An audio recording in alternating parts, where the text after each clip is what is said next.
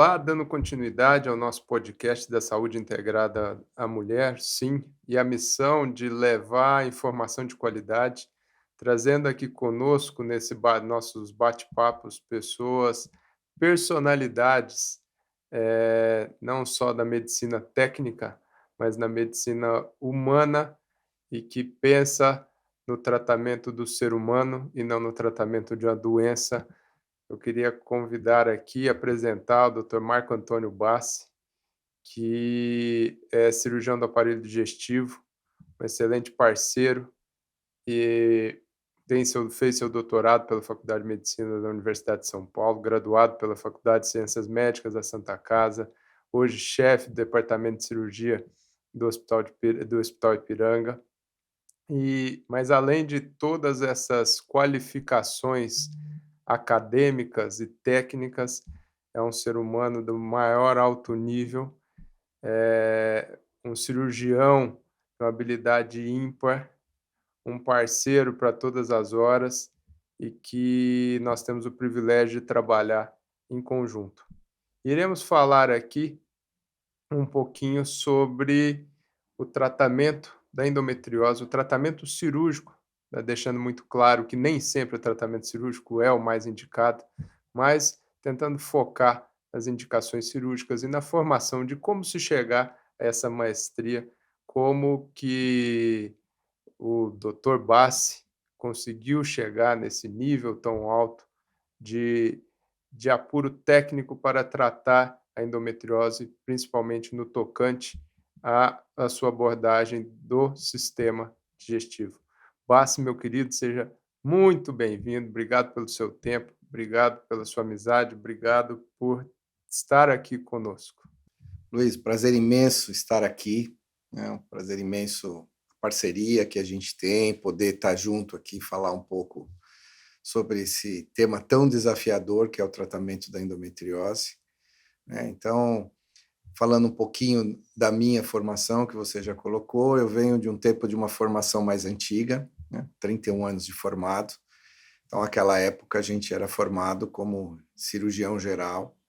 Depois, até mais recentemente, teve a especialização para coloproctologia e para cirurgia do aparelho digestivo, enfim, para as diversas especialidades. Mas a gente, naquela época, realmente era formado como um cirurgião geral, generalista, né? Passava por cirurgia de cabeça e pescoço, vascular, tórax, e depois focava muito no aparelho digestivo. Então, essa foi o começo da minha formação, do ponto de vista acadêmico, e depois a gente foi formando um pouco mais a parte de habilitação, aquela época só cirurgia aberta, desde 2000, aí é 1992, 1993, a gente começou a ter contato com a laparoscopia, e aí depois com a videolaparoscopia, e aí sim veio todo o desenvolvimento do que a gente tem até hoje. Especificamente no tratamento da endometriose, em torno de 2000, 2001, um outro colega, um outro grande parceiro. Pode citar os nomes, eu acho que eu queria que você falasse o nome das pessoas que foram fundamentais aí na sua Isso. formação, porque isso só agrega. Então, o meu grande formador foi o professor Valdir Inácio, com quem eu tive o privilégio de conhecer antes de entrar na faculdade, quando eu fazia instrumentação cirúrgica e tive a oportunidade de instrumentar para ele num hospital em que ele operava, e depois, quando entrei na faculdade, ele me agregou à equipe dele, à época como instrumentador, depois como assistente, e foi quem me ensinou todos os fundamentos que eu tenho de cirurgia. Então, é quem pegou realmente na minha mão inicialmente para começar a desenvolver as técnicas, começar a aprender a ser um bom cirurgião. Foi quem me ensinou até hoje que a gente tem que ser um bom clínico cirúrgico para ser um bom cirurgião, que é o que eu tento falar e ensinar hoje, que é uma coisa bastante difícil. Clínica cirúrgica hoje se perdeu muito, mas, enfim, isso é um outro assunto para um Outro outro tempo, tópico. um outro tópico, mas foi o meu grande mestre cirúrgico. Depois, um grande parceiro foi o Nicolau D'Amico, que é um grande ginecologista também, parceiro, amigo nosso, né, de convivência, e que em um determinado momento falou para mim, tem uma doença chamada endometriose que pega o intestino e a gente precisa operar isso. Eu preciso fazer a parte ginecológica, você a parte intestinal, a gente tem que aprender isso. E aí, como é que a gente vai aprender isso? Ah, tem alguém fazendo nos Estados Unidos. Então, pegamos aí nossa malinha, organizamos, pedimos para ir lá para Cleveland Clinic e tivemos a oportunidade de ficar lá um período vendo as pessoas que faziam isso, da forma como estavam fazendo, principalmente pela laparoscopia, pela videolaparoscopia, que à época então não tinha ainda grandes informações. E aí, quando a gente voltou, vamos nos aventurar. Então, aventurar no sentido de selecionar o caso, de fazer o primeiro caso, até que a gente colocou realmente a primeira paciente que a gente operou, Vânia Francomano, que é minha paciente até hoje, grande amiga até. Quando eu falo que é humano, não é à toa. Então, Vânia Francomano. E a gente demorou 8 horas e meia na primeira cirurgia, na primeira ressecção, porque, obviamente, a gente não tinha os caminhos. Vimos como era feito, quais eram os princípios de como era fazer, mais do ponto de vista técnico do que da forma de como abordar as lesões. E aí a gente começou a trilhar um caminho. Então veio desde então, no início tratando a doença de uma forma equivocada àquela época, tratando a doença como câncer, que era o que eu aprendi a fazer. Então, ressecções muito amplas para lesões menores, que hoje a gente vai chegar lá para falar um pouco, mas das lesões superficiais, e a gente tratando oncologicamente a doença, até por falta de conhecimento à época de como deveria ser tratado. E isso foi se desenvolvendo e a gente foi criando os caminhos. Então, eu falo hoje que eu passei por todas as dificuldades, tive todas as complicações possíveis que a gente pode ter, graças a Deus foram poucas, bem poucas, até porque pelo volume cirúrgico que a gente tem, mas passamos por todas elas e tivemos que ir galgando esse caminho, que hoje está muito mais palatável, hoje está muito mais esmiuçado para as pessoas mais jovens, né, com tantos cursos, com tanta informação chegando, como essa que a gente está fazendo aqui agora, né, que vai poder propiciar para muita gente ter informações importantes e que a gente teve realmente que galgar isso. Então foi um caminho bem longo até chegar aqui, Luiz. Ah, Mas baita amadurecimento, hein, Bas? é, Bas, você comentando um pouquinho da sua formação, que você pegou, acho que da forma como ela foi acontecendo, da cirurgia aberta com o Dr. Valdir, da parceria com o Nicolau lá atrás, que eu sei que vocês são grandes amigos, têm consultório juntos, conversam bastante, divagam bastante sobre tudo isso, juntos operaram bastante. Foram desenvolvendo caminhos e hoje a gente percebe que as cirurgias são caminhos, a gente só tem que saber o maior número deles para passar a menor quantidade de dificuldade. Então foi da cirurgia aberta com o Dr. Valdir, a laparoscopia, com ele eh, também na fase inicial. e que a um certo momento pegou a sua malinha e foi para a Cleveland Clinic, que a gente sabe quando vai para os Estados Unidos ou para outros países, raramente a gente consegue colocar a mão, mas a gente consegue observar. Hoje, nas cirurgias endoscópicas, seja ela laparoscópica, robótica, é muito mais democrática, porque aí o que a gente está fazendo, todo mundo está vendo aqueles que ali estão. Para as pessoas que estão se formando hoje, só falando apenas da questão técnica que a gente vai ter possibilidade de falar de todos os comemorativos. É, quanto vale para estas pessoas observar observar você que trilhou esse caminho, observar outros que trilharam um caminho, que hoje já tem uma maestria maior de mão, entender a cabeça desta pessoa na formação técnica. Você que foi tão abençoado por pessoas tão que eu já escutei você falar isso N vezes, então para mim não é novidade, por isso que eu queria que você falasse os nomes mesmo, porque isso é muito bacana, que foram tão importantes para você. Quanto que você acha que ver outros, além, obviamente, de ter oportunidade de fazer e colocar em prática, é importante na formação técnica dos cirurgiões atualmente? Esse é um grande ponto, Luiz. Hoje, como eu tenho a oportunidade de ser coordenador de residência de cirurgia, eu tenho 28 residentes que passam comigo já há muitos anos. Tem sido uma das coisas mais difíceis da gente ensinar hoje. Óbvio que o tempo muda, eu comecei grandes incisões, grandes cirurgiões, hoje a gente faz as microincisões, né, o minimamente invasivo. Então, claro que é uma etapa, mas é muito difícil a gente ensinar hoje isso para o jovem, porque o jovem já vem hoje com toda a tecnologia. Hoje a gente fala de robótica, quer dizer, o top é falar o cirurgião robótico. O que eu sempre questiono é quando a técnica robótica não dá certo e você precisa converter, qual é a sua formação para isso? Então, é óbvio que eu passei por um período de formação que hoje é muito difícil se passar, porque até para você oferecer para um paciente uma cirurgia aberta hoje, é um retrocesso total. Então, é muito difícil eu ensinar para o meu residente ele operar aberto, porque o paciente já vem e fala: eu quero operar pelo furinho, mesmo o paciente mais simples, o paciente do serviço público, ele já vem com essa ideia, né, de fazer uma cirurgia por laparoscopia, pelos furinhos, e hoje até já se fala, ele vem no serviço público questionando a robótica.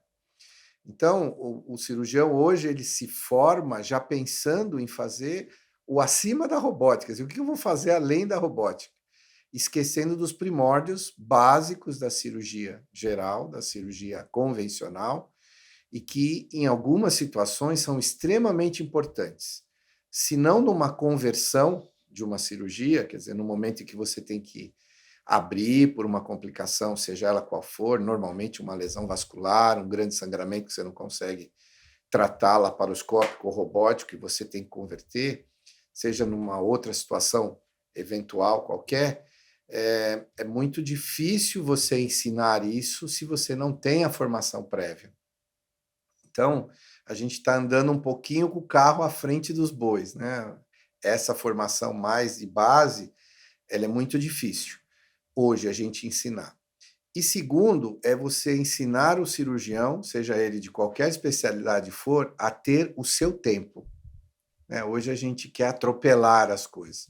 O residente ele faz 2, 3, 4 anos de residência que seja, e ele já sai achando que ele está pronto. Não está pronto. Eu tenho 31 anos de formado e continuo aprendendo todos os dias.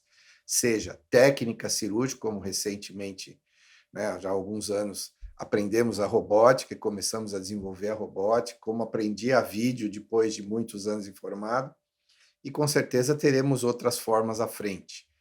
Mas o preceito, quer dizer, o princípio do procedimento não muda. É isso que eu tento falar aos residentes.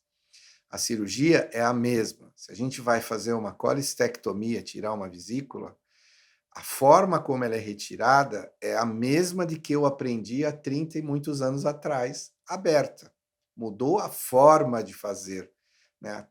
O equipamento que você pode utilizar. Mas o duto que você tem que ligar, a artéria que você tem que ligar e como você tira a vesícula do leito Os hepático, cuidados, né? os cuidados que você tem que ter, as lesões que acontecem, elas são as mesmas. Às vezes variando conforme que você vai usar mais energia, você vai queimar mais, vai lesar mais uma via biliar, por exemplo, vai lesar mais uma alça intestinal por calor, né, Uhum. por lesão térmica, mas o preceito é o mesmo. E poder olhar para as pessoas que já fazem isso há mais tempo, para as pessoas que desenvolveram essa técnica, eu acho que é a maior sabedoria que qualquer médico pode ter, qualquer que seja a área dele, mesmo que seja clínica. É você observar o que faz. Eu faço isso até hoje. Quando eu entro no centro cirúrgico e estou sem fazer nada ou esperando uma sala, eu gosto sempre de estar olhando o que a outra pessoa está fazendo, porque às vezes é um pequeno detalhe. Fala, puxa, ele pôs o trocáter 1 centímetro a mais para a direita, para baixo ou para cima do que o meu, e facilitou para ele operar. E a partir dali eu trago aquilo para mim e tento desenvolver isso. Então, a observação é uma coisa muito boa. E hoje, com tanto que a gente tem, né, da oportunidade de trazer vídeos, cursos, informações o tempo todo, é um privilégio para quem está se formando hoje. Mas isso não invalida o quanto a pessoa tem que saber esperar e graduar o time certo de poder fazer a sua Eu parte, né? lembro de uma história, assim, Blas, eu compactuo de todas as suas opiniões nesse sentido. Eu acho que a laparoscopia, a endoscopia, a cirurgia que você vê na tela, né, seja robótica, seja laparoscópica, ela facilita porque facilita esta visualização, essa abertura da cabeça, porque é mais fácil você ver o que outro está fazendo, diferente da cirurgia aberta que tinha um campo limitado. Se tinha mais, liberdade de movimento da mão do cirurgião, tem um campo limitado para os seus auxiliares. E nesse mesmo ímpeto, como você foi lá para Cleveland, eu já tive a oportunidade de ir para a Itália com o professor Ceccaroni, já tive a oportunidade de ir para a França com o professor Arnaud Vattier, observando. Obviamente que dependendo do momento de formação que você tem outra cabeça. Uhum. E eu lembro uma dos maiores aprendizados que eu tive numa dessas indas, tive várias, cada dia era uma coisinha nova, como você fala, um jeitinho diferente, não Diferente. necessariamente muito diferente, mas Um é uma detalhe. dica, é um detalhe que te faz ser mais rápido, um detalhe que te faz ser mais seguro. Mas uma dos maiores aprendizados que eu tive numa dessas indas para fora, foi quando o professor Arnaud Vattier, numa cirurgia, falou assim: "Não vale a pena a gente seguir".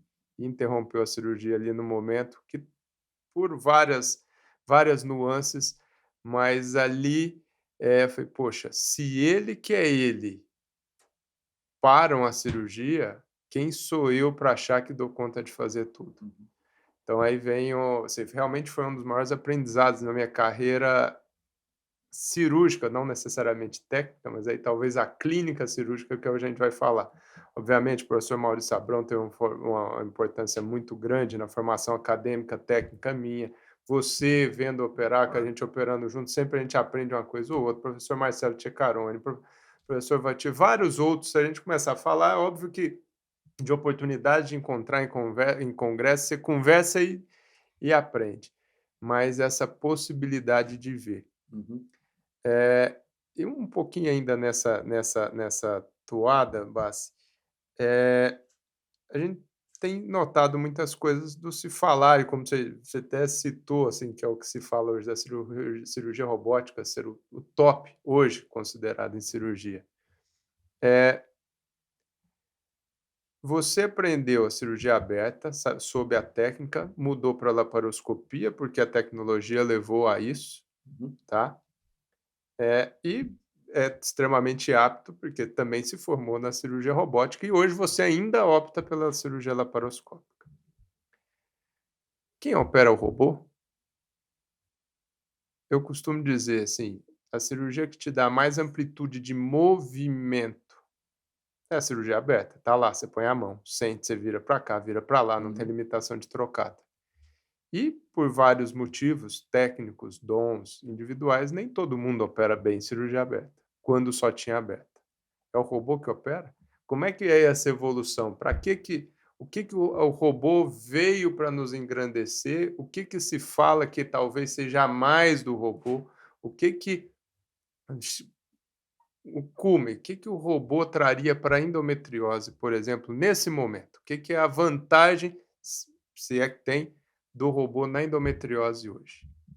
Eu acho que até dando um passinho atrás, ainda até focando um pouco da formação, e você tocou em nome de várias pessoas que são muito importantes para a gente poder ter uma formação geral da coisa, né? Acho que a gente pode até falar um pouco à frente depois, a formação do cirurgião da endometriose, do cirurgião da pelve, enfim, que hoje também tem muito se falado sobre isso, mas a formação sua tem que ser geral sobre todos os aspectos. Por exemplo, eu tive a grande oportunidade de ter uma belíssima formação hoje que eu tenho em cirurgia ginecológica, em ginecologia, em vários aspectos, para poder entender a doença, entender a técnica e poder fazer o procedimento de uma forma bem tranquila.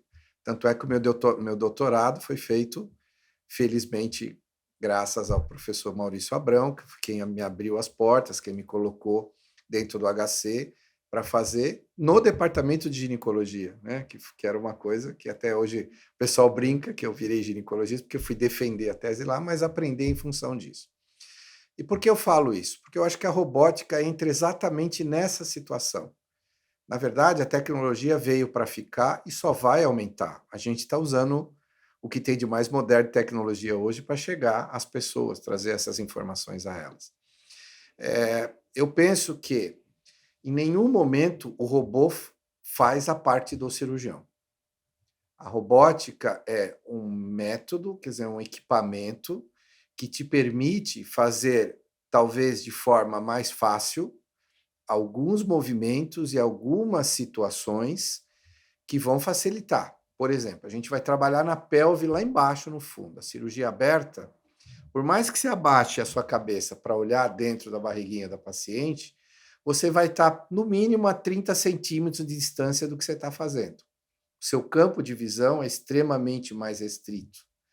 Você vai fazer uma robótica, você vai ficar com uma posição parada, primeiro confortável para você, com uma visão tridimensional, ampliada e trabalhando a 2 centímetros do que você está fazendo.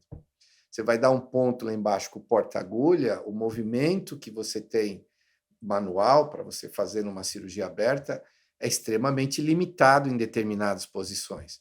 E a robótica te permite fazer isso de trás para frente, de cima para baixo, ou seja, é a tecnologia auxiliando que você possa produzir movimentos, ter visões de um vaso que às vezes você não viria na pelve, lá embaixo, muito distante, e que você vai vê-lo de frente, permitindo que você faça uma melhor hemostasia, uma melhor dissecção daquela região. Mas eu não acredito que nenhuma dessas tecnologias se sobreponham ao conhecimento técnico cirúrgico que você tem que ter. Porque na hora que você chegou numa determinada estrutura, se você não sabe que estrutura é aquela, o robô não vai te dizer que estrutura é. Ele não vai dizer se você pode cortar aquilo, se você não pode cortar. O que ele vai te ajudar é que se você cortar e não podia cortar, talvez ele te ajude a suturá-lo, a refazer uma anastomose de um vaso, ou de um ureter, enfim, de qualquer outra estrutura dentro de uma cavidade ou qualquer parte do corpo. Mas, se você não tiver o conhecimento anatômico, o conhecimento técnico cirúrgico do que você tem que fazer, eu realmente não acredito que nenhuma tecnologia vá se sobrepor a isso. Você comentou também contando aí um pouquinho da sua trajetória, principalmente com o Dr. Valdir, que ele foi a pessoa que te ensinou, vamos dizer, vou traduzir no nome dele, clínica cirúrgica. Uhum. Quando a gente vai operar qualquer paciente, que seja, né, não vamos falar de tipos específicos de cirurgia, porque senão a questão abre demais. Como fazer para que a gente faça uma cirurgia mais segura possível, que a gente minimize os riscos daquela cirurgia, independente do tamanho dela. Como preparar essa paciente? Como conversar com ela? O que dizer a ela? Devemos dizer o que acontece, o que pode acontecer, devemos ser 100% sincero. Eu tenho minha opinião, mas eu quero te perguntar, 100% sincero, contar todos os riscos? Não, porque senão vai ficar com medo, vai ter aquela questão da ansiedade antes. Como preparar-nos e como prepará-la para um procedimento cirúrgico? Então, eu acho que isso para qualquer procedimento que a gente vai fazer, mas fundamentalmente o que a gente faz hoje muito, que é a endometriose, uma cirurgia normalmente de alta complexidade, que envolve uma série de riscos urológicos, ginecológicos, da parte do aparelho digestivo. A primeira coisa é assim, a gente tem que falar com o paciente, a gente tem que ouvir o doente. O Dr. Valdir falava sempre isso, vou recordar quando a gente passava a visita, eu no primeiro ano de faculdade, eu ia atrás dele vendo a visita, e ele perguntava, e aí falava assim, o que a gente tem internado? E aí algum residente falava assim, tem o paciente da tireoide. Lembro como se fosse hoje ele dizendo o seguinte, o paciente não é uma tireoide, o paciente é o senhor fulano de tal, ou a senhora fulana de tal, que tem uma doença num órgão, que é a tireoide, e que está aqui internado para ser tratado dessa doença. Isso eu me recordo como fosse hoje, quer dizer, isso tem 35 anos, 36 anos atrás, e é o que eu procuro falar para os meus residentes até hoje. Então, primeiro a gente entender o ser humano que está à frente da gente, que é sensível, que tem uma doença, que está sensibilizado por aquilo, e a gente joga um monte de informações para cima dele. Olha, eu vou precisar tirar um pedaço do seu intestino, nós vamos mexer no ovário, nós vamos tirar uma tuba, vai mexer no mioma, tem a lesão retocervical, enfim. Você fala N palavras para ele, ele fica olhando para sua carinha e fala, bom, não vai sobrar nada, né? Vai tirar tudo que eu tenho aqui. Prefiro ficar com isso. Prefiro ficar com isso. Será que eu vou morrer? Será que eu não vou morrer? Então, primeiro, entender isso. Segundo fazer um bom exame físico, que faz parte ainda hoje, que é uma coisa que os médicos estão esquecendo também, né? O exame físico hoje chama-se tomografia e ressonância. Ninguém mais põe a mão na barriga do doente ou não faz um toque retal ou um bom toque vaginal, então isso também é uma coisa bastante importante. Depois, o exame complementar, que eu ensino para os meus residentes, que complementa o que eu fiz de hipótese diagnóstica. Então, eu acho que tem uma lesão no intestino, eu vou pedir um ultrassom com preparo, eu vou pedir uma ressonância e vou pedir uma colonoscopia, esperando que venha determinada informação que eu já vi na minha história e no meu exame. Então, por isso chama-se complementar.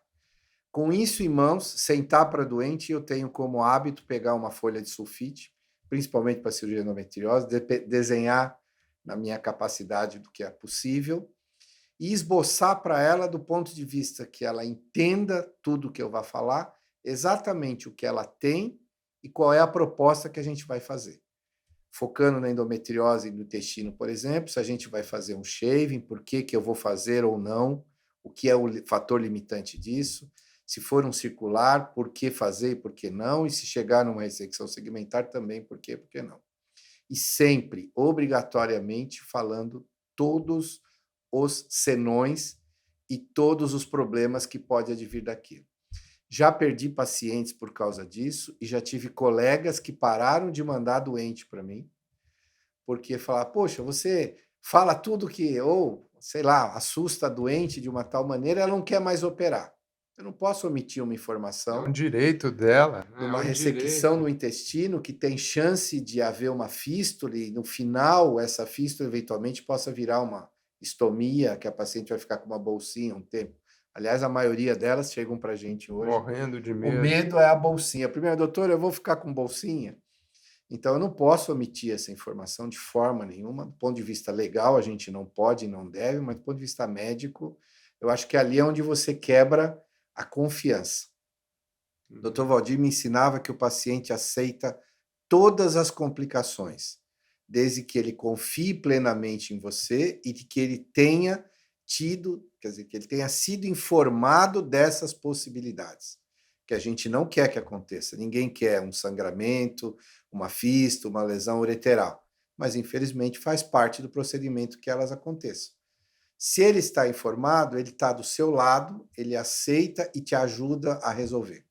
Então, eu não vejo outra forma de tratar paciente. E as pacientes aqui que nos escutam, né, Bassi, que elas saibam que, obviamente, a gente tem toda a questão técnica para resolver eventuais complicações, mas que nós nos envolvemos também. Nós também sofremos com complicações, e Muito. não é simplesmente por um julgamento, não é simplesmente por o que se vai achar, porque realmente eh, nós nos colocamos no local daquele outro ser humano que ali está e sabemos que aquilo pode atrapalhar ou mudar um pouquinho algumas previsões e alguns planejamentos.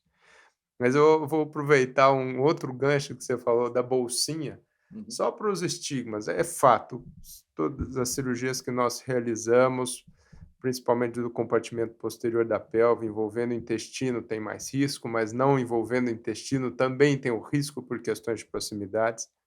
É comum usar bolsinha? É comum ter que usar essa bolsinha na cirurgia da endometriose? Não, não deve ser comum. Esse é uma grande discussão que a gente tem na literatura e com vários colegas no mundo, que quando faz a cirurgia, algum tipo de sutura no intestino, muitos ainda preconizam que se coloque a bolsinha de uma forma preventiva. Felizmente, o nosso número é bem baixo, né? A gente está em torno de 1,8, 1,9% de complicações grandes ressecções intestinais, que felizmente é bastante baixo até do que a gente tem na literatura. Então, eu falo esse número para paciente, eu até brinco que a estatística nossa é muito boa, que eu espero que ela não estrague a minha estatística, mas falo sempre da possibilidade de acontecer. mas ela é baixa a partir do momento em que você tem uma equipe bem treinada, tecnicamente, uma doente bem preparada, um exame bem adequado pré-operatório que te traz tudo para que você faça a melhor cirurgia para essa paciente e que, obviamente, tenhamos o menor risco de usar a bolsinha. Eu sempre digo a elas que eu não faço estomias, né? Seja ela ileostomia ou colostomia, o nome técnico, preventivo, porque senão eu não dou a chance a ela de não ficar com a bolsinha. Então eu falo, a gente está juntos, vamos acompanhar dia a dia. Se houver o problema, ainda tentaremos não ter que usar a bolsinha, mas se não tiver outro jeito, aí é o ponto final, é colocar a bolsinha por um período que pode variar entre 40 e 60 dias, dependendo da complexidade da lesão que houve, para depois reconstruir o trânsito, colocar novamente o intestino para dentro e refazer o trânsito intestinal normal. Então, não é comum usar, e eu digo, para mim, eu aprendi isso e eu tenho para mim que a estomia, quando ela é necessária, para a gente é uma perda, é aquele sinal de derrota, Mas né? eu concordo contigo, porque a gente nunca vai assim, vamos sempre preparado para tudo, mas nunca esperando que isso aconteça, porque a gente sabe o significado da estomia, a gente Uhum, sabe a mítiga, a imagem que se traz da estomia, né. Mas é uma coisa muito importante para dizer que medicina a gente não pode dizer nem sempre, nem nunca. uhum. Então, mas quase sempre, na grandissíssima maioria das vezes, a estomia ela é temporária. E E para aquelas que a gente já vivenciou que tiveram que fazer uso delas, eu costumo dizer uma outra coisa, lá, se a cirurgia foi bem indicada, se ela tinha muita dor, se, foi bem realizada, mesmo o período de uso dessa estomia, que como você disse, 40 a 60 dias, vai ser um período nebuloso, chato, que tem a manipulação da bolsinha, mas depois da reconstrução disso, se a cirurgia foi bem indicada, isso vai ficando cada vez menor. É como se tivesse a gente em solo dentro de um avião, vendo um gigante, de repente esse avião vai subindo e a gente vai vendo aquilo cada vez menor, é, caso bem obviamente que tudo vem do preparado. lado de trás da Uhum. clínica cirúrgica, do porquê que foi feita essa cirurgia, o que que a gente esperava com ela, qual que eram os objetivos que queríamos alcançar, e nesse meio do caminho, obviamente, sempre pode ter os seus percalços, mas se o princípio justifica, eu acho que o fim, até assim, ela acaba sendo uma certa vitoriosa pelos benefícios que vai palpar dessa resolução. Isso veio do que a gente falou um pouquinho antes agora, que é o preparo da paciente. É a honestidade de você trazer essa informação a ela, mostrando que isso pode acontecer nessas ocasiões específicas que a gente coloca, que será temporária, que estaremos juntos e que aquilo realmente é o final para ela ficar 100% resolvida. Concordo plenamente com você. E uma outra coisa que você disse nessa fala foi a questão da multidisciplinaridade, né, assim, a gente está cercado de boas pessoas que tenham sua capacitação técnica, no mais alto nível para resolver os principais problemas nas suas áreas específicas. Tudo isso só para dizer um pouquinho para as pessoas que escutam, porque a pelve é um local que é quase um funil que reúne órgãos e Perfeito. estruturas de várias especialidades: vascular, digestiva, urinária, neurológica. Uhum. Você acha que é capaz de alguém conseguir fazer tudo isso com primazia? Vou te fazer a pergunta mais direta.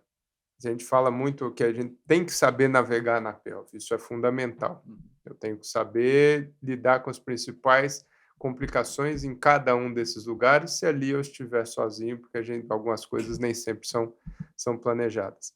Mas, é possível alguém se tornar master em cada uma destas especialidades, para aí sim poder ser considerado um cirurgião pélvico?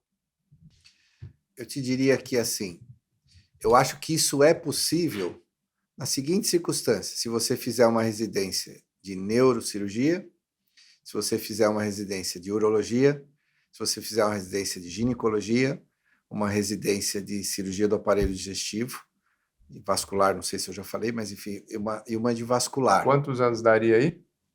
Se a gente colocar em média uns 3, 4 anos cada uma, a gente está falando aí de uns 15 anos, em torno disso. Quando você saiu da sua residência do aparelho digestivo, será que, vamos pensar que o residente do Ipiranga, né? Não estou usando Ipiranga só Claro, por eu tô onde aqui. você é coordenador. Ele é capaz de fazer a cirurgia que você faz do aparelho digestivo em endometriose? Não, de forma alguma. Então, só residência seria É isso que eu ia suficiente? complementar agora.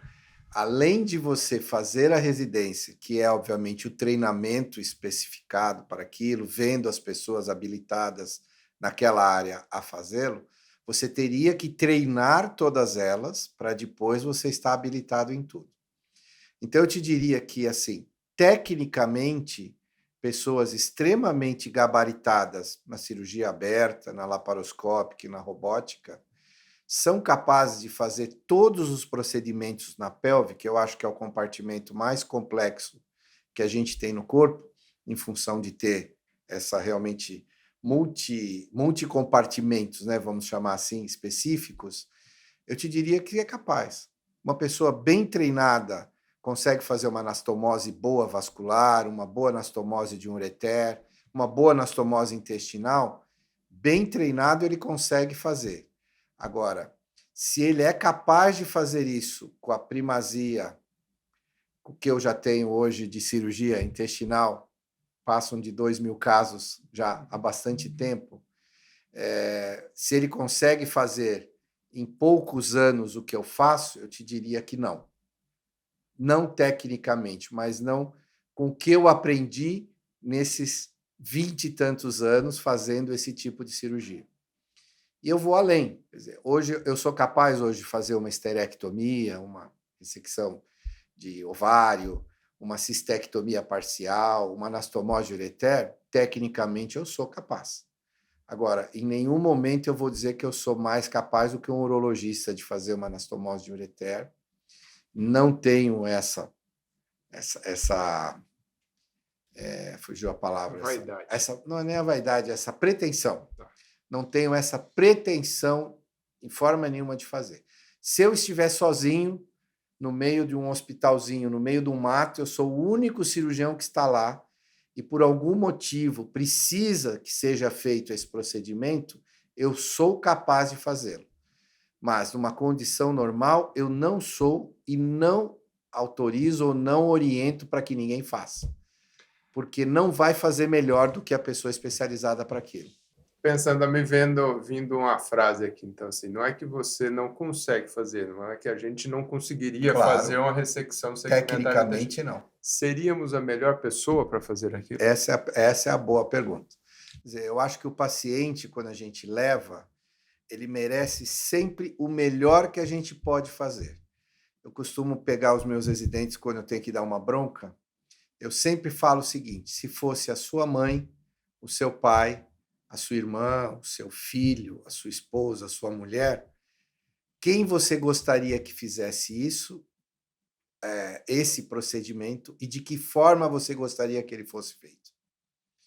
E às vezes eu faço essa comparação, eu viro para meus 2 R4s e pergunto assim: se fosse você deixaria ela te operar? Sem querer plantar discórdia. Nenhuma. Discórdia. Mas gera um constrangimento formal, porque fica os dois vermelhos, porque obviamente um não quer falar para o outro que não deixaria. Aí às vezes até brinca e fala: não, acho que eu deixaria sim, doutor. Mas para que eu coloco isso? Óbvio que não é para constrangê-los, mas é para trazê-los realmente para dentro do problema. Quer dizer, se para uma pessoa muito importante para você na sua vida, você gostaria que fosse o melhor que fizesse aquele procedimento, por que você fazer diferente para os outros? Então, essa é a minha resposta objetiva. Eu acho que, operando junto, a gente consegue fazer o melhor para o paciente. Você vai fazer o melhor na sua parte ginecológica, como faz. Eu tento fazer o melhor que eu posso na parte digestiva. chamamos o urologista que vai fazer o melhor. Quantas vezes a gente trouxe o urologista na sala que ele fica de braço cruzado e a gente solta o ureter inteiro, mas ele está ali para dizer, olha, o ureter ficou bom Não ou ficou. não, é melhor a gente reimplantar, é melhor a gente ressecar a Ou, lesão, ou mesmo na endometriose de ou bexiga, da que também bexiga, não para aqui, ou vamos abrir a bexiga, vamos tirar, ou seja, para cada área ele tem o expertise daquilo. faz mais aquilo. Mas ele olha por ureter muito mais do que eu olho, então ele vai saber muito mais, como você olha muito mais para a parte ginecológica e a gente para a parte intestinal. Então acho que estarmos juntos num time, num grupo, eu acho que esse sempre foi um grande mérito do professor Maurício Abrão, de querer ter um grupo em que ele consegue trazer as pessoas, né, das suas diversas especialidades e andar para essa cirurgia, para o cirurgião pélvico, ou como eu já ouvi falar, o cirurgião pélvico pleno, ou qualquer outro nome que você queira dar, eu acho que é um caminho um pouquinho mais árduo. Né? Não acho até que seja impossível, mas é um caminho muito longo. Eu costumo dizer também, Bassi, nisso que é assim, da mesma forma, sou capaz de fazer uma esterectomia, um reimplante de ureter, ou uma anastomose primária de ureter, ressecção de bexiga, ok. Mas, como tudo, na esterectomia pode ter uma deiscência de cúpula, na ressecção intestinal pode ter uma fístula, no ureter pode ter uma fístula. E aí a gente tem que lidar com aquilo que pode acontecer, não necessariamente por erro técnico, tá na descrição da técnica, isso pode acontecer com qualquer um. E graças a Deus, aquilo que nós tratamos, a endometriose, por exemplo, que é o que a gente mais opera juntos, é uma cirurgia que, por várias características, uma delas a paciente que a tem, que é normalmente uma paciente jovem, se é ruim por um lado, porque afeta ela, a qualidade de vida, no momento que é muito importante para ela, é bom que na cirurgia ela tem mais reserva de recuperação. Uhum. A gente tem muito pouca complicação, graças a Deus, por vários motivos, Claro. né. E por ter pouca complicação, a gente teria menos habilidade de lidar com as complicações, diferentes do urologista que vai trabalhar num ureter não tão em boa qualidade, diferente de você que na sua formação vai ter a cirurgia, a ressecção segmentar, por um câncer numa paciente já mais desnutrida, consumida, ou numa doença inflamatória que tem toda outra questão técnica de anastomose, de Cuidado. complicações, que carregam consigo um índice maior de complicação pela doença em si, e Uhum. tiveram que lidar com isso de várias outras formas. A paciente, quando vem na minha frente, a gente vai conversar sobre o nossa estratégia clínica e cirúrgica. Eu já traço normalmente o que eu costumo dizer para ela, assim, traço o plano A, B, C, D, E, ou seja, assim, se não Todas as der opções. isso, provavelmente a gente vai para isso, se não der isso, vamos para isso, se isso aqui for assim, então, vocês e nós no procedimento cirúrgico também temos que ter, no momento que adentramos, ou antes, que eu costumo também dizer que a cirurgia começa, dentro do consultório, no exame físico, na discussão, é ter todas essas planos. E talvez o meu plano no intestino seria A e B, o seu deve ir até o Y, Z, e eu acho que essa é uma grande diferença, por isso que não é impossível, mas eu acho que nunca podemos fazer, mas talvez não seremos as melhores pessoas para fazer. Sim, porque você não vai militar naquilo o tempo todo. Né? Você não vai cuidar de todos os problemas urológicos, você não vai cuidar de todos os problemas ginecológicos, intestinais, vasculares ou neurológicos. Hoje, quando eu vejo, por exemplo, uma lesão neurológica de endometriose que pega um nervo ciático, tivemos oportunidade recente até de ver numa cirurgia ao vivo, um colega extremamente especializado nisso, tirando uma fatia, fazendo um shave do nervo ciático. Se você perguntar se eu tecnicamente sou capaz de fazer isso, do ponto de vista técnico eu sou. Mas primeiro eu não tenho a mínima coragem de fazer. Segundo, no dia seguinte a paciente vai ter dificuldade de marcha, vai ter uma alteração motora, vai ter uma alteração de flexão de perna, de alteração de pé. E aí? Isso faz parte, isso é temporário, como é que eu vou tratar isso? Ficou além do que era, foi maior ou menor do que a gente imaginava. Por isso que eu digo que são coisas muito específicas. Então, eu não concordo com o cirurgião da endometriose hoje, que é esse grande foco, que vai atrás, vamos tirar a lesão do nervo. A questão não é técnica, não é chegar lá, identificar o nervo, que todos nós obrigatoriamente temos que ter o conhecimento onde está cada estrutura dentro da pelve, não dá para entrar para operar sem ter o conhecimento anatômico. Aí a importância dos cursos, né, de fazer a dissecção de cadáver, enfim, todas as situações que são possíveis. Então, saber onde está o nervo, eu sei, saber chegar no nervo, eu sei, tirar a lesão, cortar uma parte do nervo saindo a lesão, eu também sei fazer. Mas eu não sou a pessoa habilitada a tratar até a sequela daquilo. Vamos trazer um pouquinho para o nosso cotidiano, né, que é o mais habitual. As lesões paracervicais, as lesões retrocervicais muito importantes, que a gente tira grande, faz uma grande dissecção, e a paciente fica um período sem urinar. No dia seguinte, você tira a sonda, ela não urina. Aquilo é temporário, o quão temporário vai ser, como é que eu faço, eu deixo só com sonda, eu vou entrar com alguma medicação, eu já tenho que entrar com uma fisioterapia de início ou não. Ou seja, são situações que o urologista faz isso todo dia, porque ele tem isso todo dia para N doenças além da endometriose. E a gente só tem isso, felizmente, quando a gente faz uma endometriose, e é uma das coisas que eventualmente pode acontecer. Então, resumindo, eu acho que por mais que a gente tenha todas as habilitações, jamais uma pessoa será plenamente capaz de fazer tudo sozinho. De novo, não do ponto de vista técnico, mas acho que do ponto de vista global.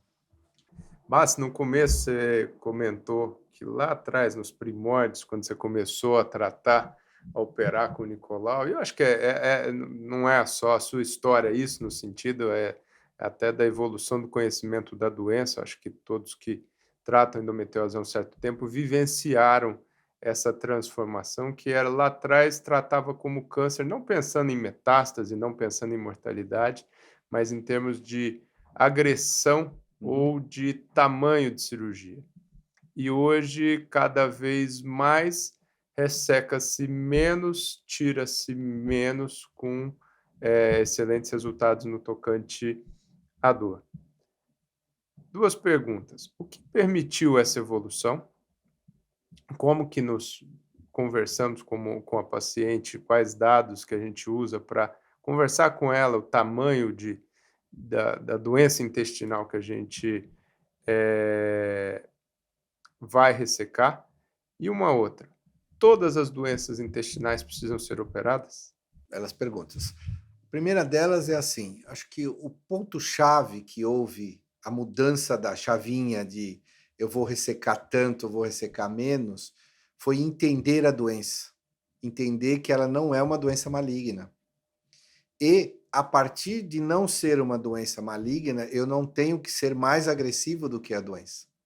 Quando a gente pega um tumor, a gente tem como preceito que você tem que ter entre 7 a 9, 10 centímetros ao redor da lesão, tudo que está em volta tem que sair, pela disseminação da doença. A endometriose a gente sabe que não tem isso, a gente tem margem, 1 centímetro de lesão, você tirando a margem está livre. Então, esse foi, acho que, o primeiro ponto, a gente entender, conhecer melhor a doença, saber que ela não é maligna e que a gente não precisa ser mais agressivo do que ela mesma é. Então, esse acho que é a primeira ideia. Depois foi justamente a inteligência dos nossos colegas que foram pensando em técnicas alternativas. Eu lembro que quando eu comecei a fazer a ressecção por disco, que é tirar só o nódulo, e eu apresentei isso num congresso de coloprocto, o pessoal disse que eu era um maluco. Como é? Não, você não é coloprocto, como é que isso aí não é cirurgia de coloprocto, isso aí é coisa de qualquer cirurgião, mas isso não existe para fazer o intestino. E até que hoje todo mundo aprendeu que isso é factível, que tem ótimos, excelentes resultados, que trata a doença de uma forma menos agressiva. e até partimos hoje para o shaving, que é a ressecção mais superficial de pequenas lesões. Então, eu tenho até um slide quando eu dou aula que eu ponho os primeiros casos que numa lesão de 1 centímetro eu tirava 20 centímetros de intestino. E hoje a gente faz um shave superficial. Então, claro que isso faz parte da evolução e desenvolvimento do conhecimento da doença. Então, acho que esse foi o grande ponto da gente poder tratar a doença menos agressivamente. O cirurgião que não se afez a isso hoje está tratando a doença de forma inadequada. Eu ainda recebo, a gente ainda cansa de ver, né, vários casos de lesões. Ontem foi um caso que veio uma paciente que foi operada por um colega em Salvador e uma lesão de 1,2 centímetros tirou 14 centímetros de intestino. Era uma lesão por um shaving e tirou 14 centímetros de doença. Ou seja, ainda existem muitas pessoas por desconhecimento da doença que continuam hipertratando. E aí já entrando na segunda resposta do que você tem. A gente tem que tratar paciente sintomática. Então eu vejo que no intestino, que é a parte que me cabe, nas lesões estenosantes, então nas lesões de intestino delgado, que justamente por ele ser muito mais fino, lesões menores causam obstruções muito mais precoces. Então a gente tende a indicar mais precocemente a cirurgia, mesmo em paciente pouco ou médio sintomáticas, sintomáticas. E no intestino tem que ser a paciente sintomática. Por quê? Qualquer que seja a ressecção que a gente faça, por menor que seja, e por um período, vai trazer alguma alteração intestinal para a paciente. Então, eu não acho admissível a gente fazer um procedimento numa paciente que não tem sintoma nenhum e trazer um sintoma para ela que, às vezes, pode até durar um período mais longo. A gente sabe que, felizmente, 6 meses a 1 ano é o máximo de alteração que a gente teve até num trabalho que fizemos, avaliando as alterações funcionais pós-ressecção. No máximo, em 1 ano, os pacientes tiveram melhora dos sintomas. Mas é 1 ano que você vai dar de sintomatologia para ela. Então, afeitos as pacientes que têm algum sintoma intestinal ou grau de obstrução, lesões acima de 50%, 60%. Na região do reto, na região do sigmoide, elas começam a ser estenosantes. E aí também eu não acho correto esperar que a lesão evolua para uma obstrução completa e ter que operar a paciente em uma condição pior. Então, acho que a gente tem que tratar sempre sintoma, não exame. Temos várias pacientes, nossas inclusive, que a gente acompanha, que a paciente não tem sintoma nenhum e que você é permitido ir acompanhando a evolução da doença até não precisar fazer realmente nada em nenhum momento, ou em determinadas circunstâncias falar, não, agora ou apareceu sintoma ou a lesão está ganhando um grau de perigo maior e aí a gente indica o procedimento cirúrgico. Eu costumo dizer aqui também, assim, que também a endometriose, em raríssimos casos, ela tem uma evolução rápida. Então, com os exames de imagem, a gente conversamos com o Manuel numa outra oportunidade aqui, com a sensibilidade, especificidade que se tem hoje com ultrassom especializado, nos permite acompanhar. E acompanhar, o que eu falo aqui para as pacientes muitas vezes é, vale a pena acompanhar. Se tiver alguma progressão, muitas vezes a gente intervém no meio do caminho para não mudar o tamanho da cirurgia. Então, aquilo a gente consegue Claro. ir ajustando, acompanhando essa evolução. Fácil, vou te fazer uma pergunta, se você ficar com muita raiva, você levanta e me dá um soco na cara, porque eu vou usar uma forma que você usou ali, só para a gente passar um recado, tá? Uhum. A gente falou da endometriose intestinal, que na endometriose intestinal a gente tem que falar das estomias, que existe o risco, apesar de baixo, que nem todas Tem que operar. precisam operar. Mas obviamente que ainda é um terreno nebuloso, porque eu entendo muito bem quando a paciente fala: "Nossa, tenho endometriose no intestino, tem que operar o intestino", o olho arregala desse tamanho, fica com medo. Eu acho que o medo de algumas eu não a gente não pode forçar, porque isso é muito individual. Ao meu ver, a gente não pode forçar, Uhum. porque a gente não está falando de câncer. Claro. Algumas pelo medo não usufruem de um benefício. Me bate se você quiser. Se sua filha tivesse uma cólica desproposital, que não foi reticente ao tratamento clínico, que foi reticente ao tratamento clínico, não melhorou com várias medicações e opções, tem algumas alterações intestinais cíclicas, mas cólica, e tem a endometriose no intestino. Você estimularia ela a operar? É uma pergunta difícil, porque entra naquilo que eu falei há um pouco atrás, quando a gente pensa no que a gente propõe para os pacientes, o que a gente proporia em casa.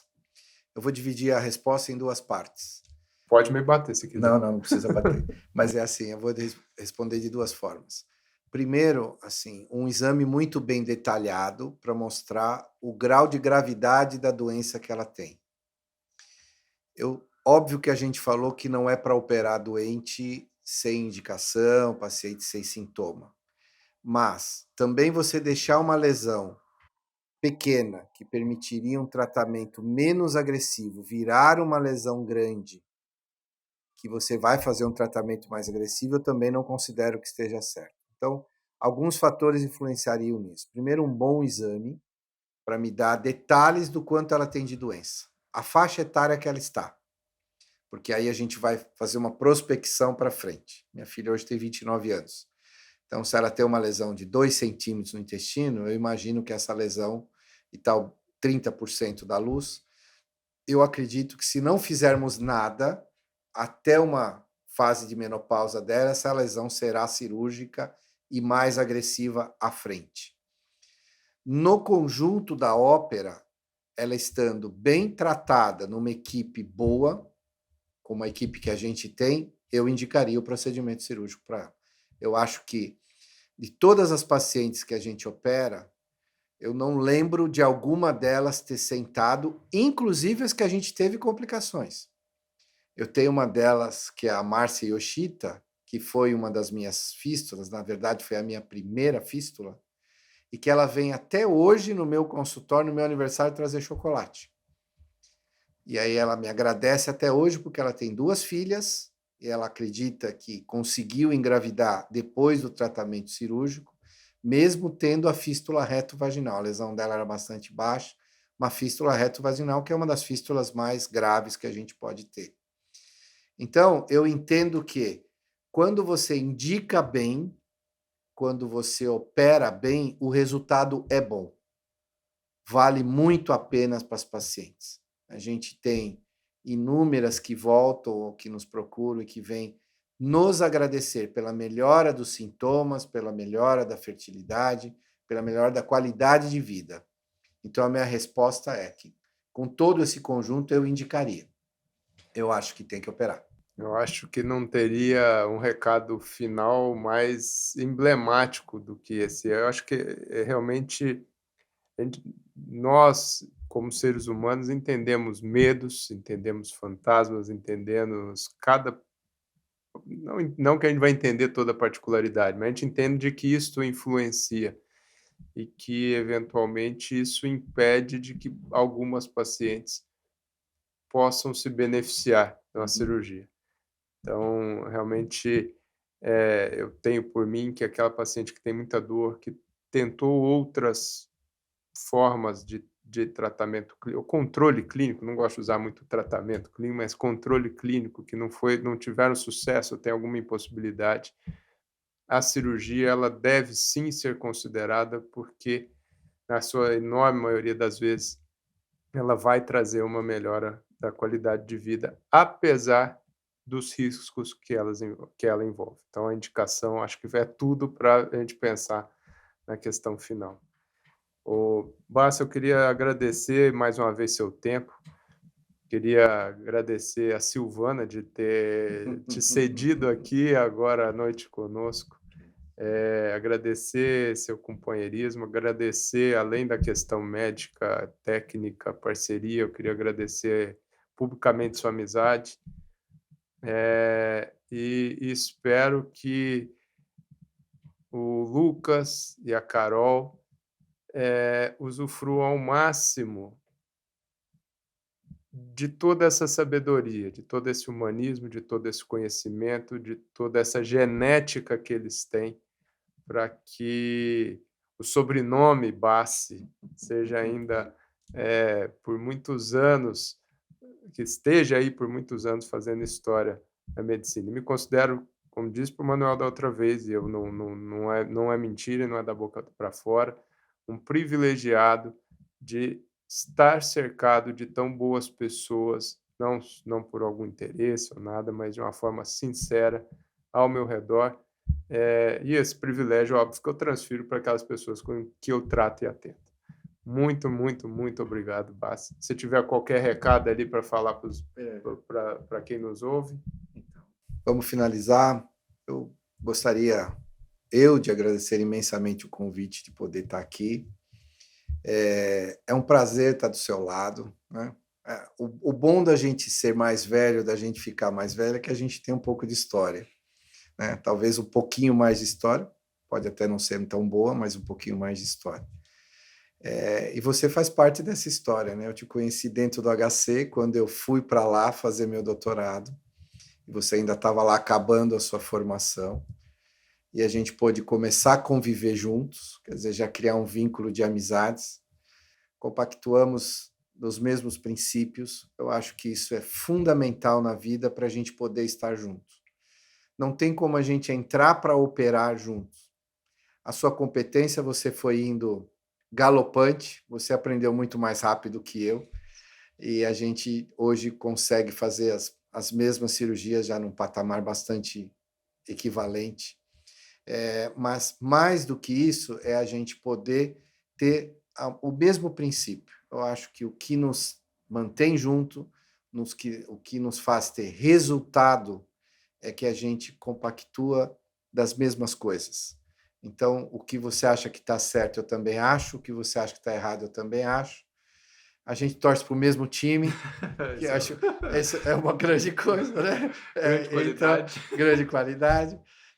E a gente sabe dividir justamente as coisas, né? Hoje você, muito mais novo que eu, em determinados momentos na cirurgia, fala para mim, mas, Bassi, você não acha que, né? Você não acha que aqui ou ali, não sei o quê? E eu, obviamente, dentro da humildade que a gente tem que ter naquele momento, sei reconhecer que você está certo e que a gente segue aquele caminho. Como eu também tenho vice-versa. Sem dúvida. De eu falar para você, olha, você não acha que é melhor aqui, ou mais para cá, ou mais para lá?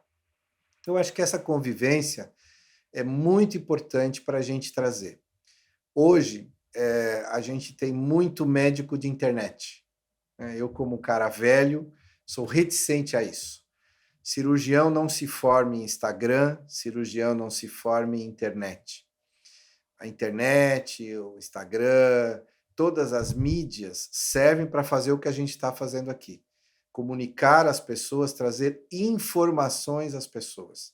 Mas a formação do médico continua sendo no dia a dia, ao lado da paciente, estudando, se aperfeiçoando e principalmente estando cercado de boas pessoas que podem te ajudar a trazer para o doente o melhor que a gente possa fazer. Muito obrigado por eu poder estar aqui. Bassi, e se eu quiser te procurar, como é que eu te acho? Como é que alguém que esteja nos escutando aqui fala, opa, gostei desse cara aí, gostei do que ele está falando, tô achando que esse cara é bom. Como que essa pessoa te acha? Eu não vou falar que eu estou na boca do povo, que eu acho que vai me denegrir. Talvez não seja bom. Mas é assim, eu realmente tenho minha clínica, né, que é onde eu atendo, próximo do estado do Pacaembu. Linda. É boa. Minha mãe foi a primeira pessoa que você atendeu lá. Isso. E pode me achar pela rede social DR Marco Bassi, onde lá vão ter todos telefones, celular, endereço, onde as pessoas podem localizar e aí a gente poder tentar oferecer alguma coisa a mais para quem quiser nos procurar. Obrigado, meu querido. Tá bom?